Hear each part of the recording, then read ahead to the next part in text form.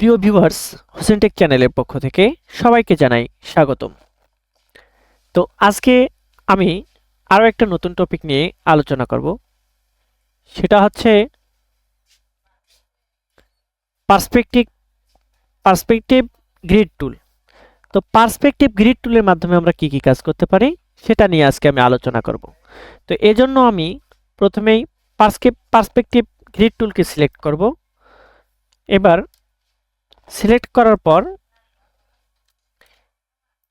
এটা নিয়ে কিভাবে কাজ করতে হয়, এইভাবে পার্সপেক্টিভ গ্রিড টুলটাকে সিলেক্ট করার পর এখানে আমরা জাস্ট একটা কোণ পাবো। তো এখানের মধ্যে তিনটা বিষয় আমরা লক্ষ্য করতেছি, একটা হচ্ছে লেফট, একটা হচ্ছে রাইট, একটা হচ্ছে বটম। তো আমি এই লেফট দিকটা যদি সিলেক্ট থাকে, অর্থাৎ এই যে এই দিকটাকে যদি সিলেক্ট থাকে, তাহলে এখানে আমি শেপ ড্র করলে এখানে শেপ ড্র হবে অটোমেটিক্যালি।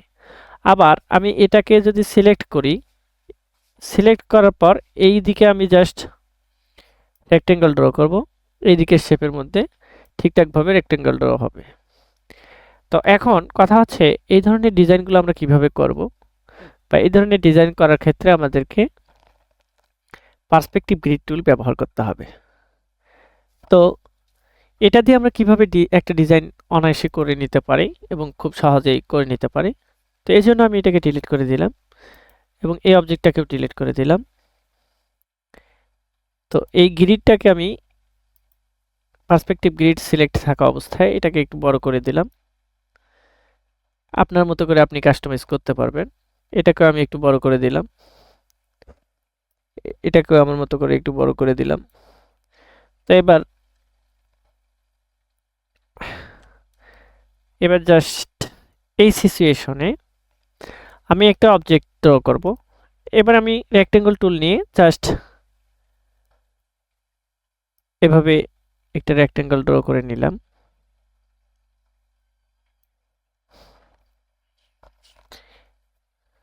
আবার এই যে এইখানে ক্লিক করে আরেকটা রেক্টেঙ্গল এদিকে ড্র করে নেব।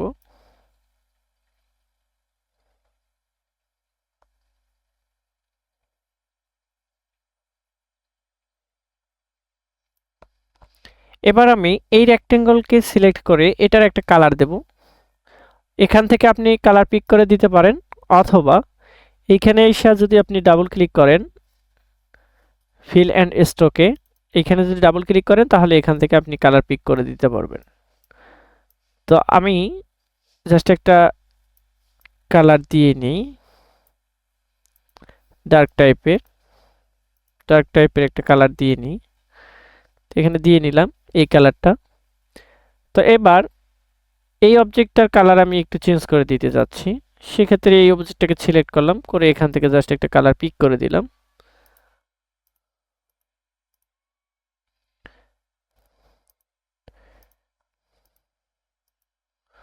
তো আমি এখান থেকে একটু ডার্ক টাইপের একটু কালার দিয়ে দিই। এটা একটু হ্যাঁ, এটার কালারটা একটু চেঞ্জ করে দেই। এটার কালারটা একটু এটার থেকে একটু ডার্ক হবে, একটু ডার্ক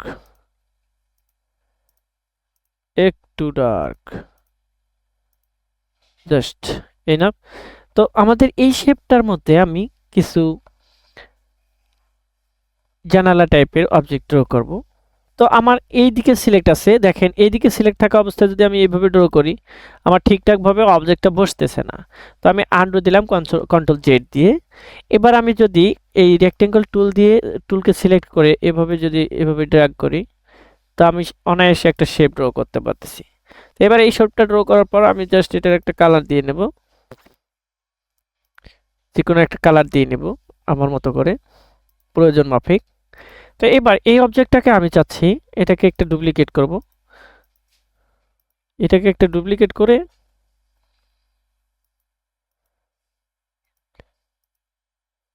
তো এটাকে আমি ডুপ্লিকেট করতে চাচ্ছি এই অবজেক্টটাকে। তো এই জন্য কি করব, এখানে পার্সপেক্টিভ গ্রিড টুলে যদি রাইট ক্লিক করি তাহলে আমরা দুইটা বিষয় লক্ষ্য করতেছি, একটা হচ্ছে পার্সপেক্টিভ গ্রিড টুল আর একটা হচ্ছে পার্সপেক্টিভ সিলেকশন টুল।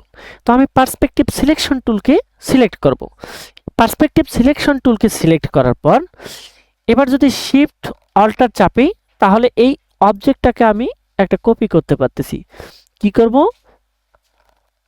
শিফট অল্টার চেপে জাস্ট মাউসটাকে ড্র্যাগ করলে আমরা একটা অবজেক্ট কপি করতে পারতেছি। এবার কন্ট্রোল ডি প্রেস করলে আমার ইচ্ছা মতো অবজেক্ট নিতে পারতেছি।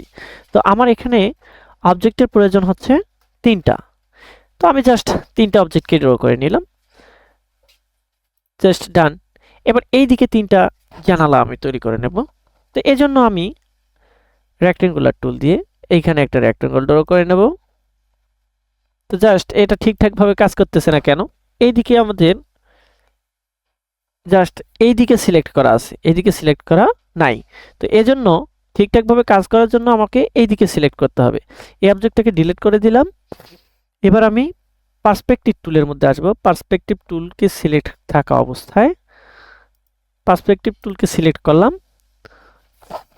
এই পার্সপেক্টিভ গ্রিড টুলের শর্টকাট হচ্ছে shift P. Shift P press করলে পার্সপেক্টিভ গ্রিড টুল সিলেক্ট হবে।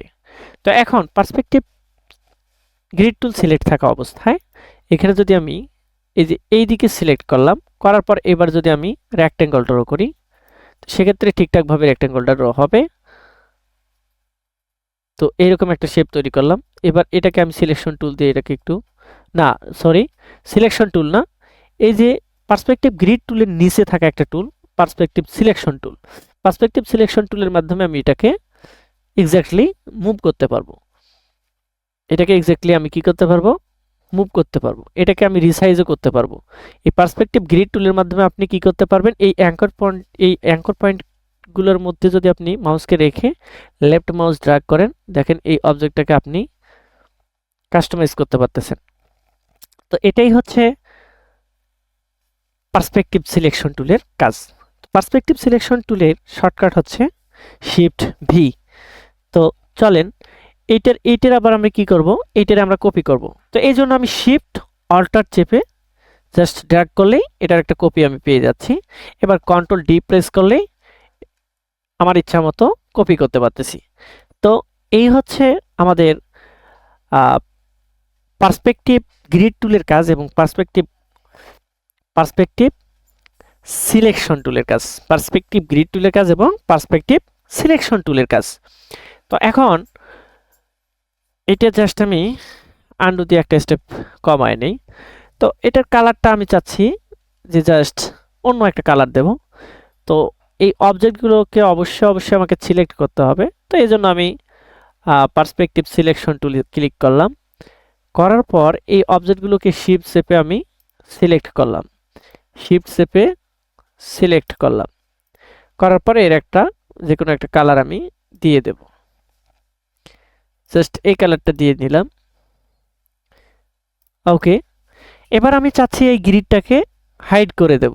তো এই জন্য আমি জাস্ট এখানে একটা ক্লিক করব।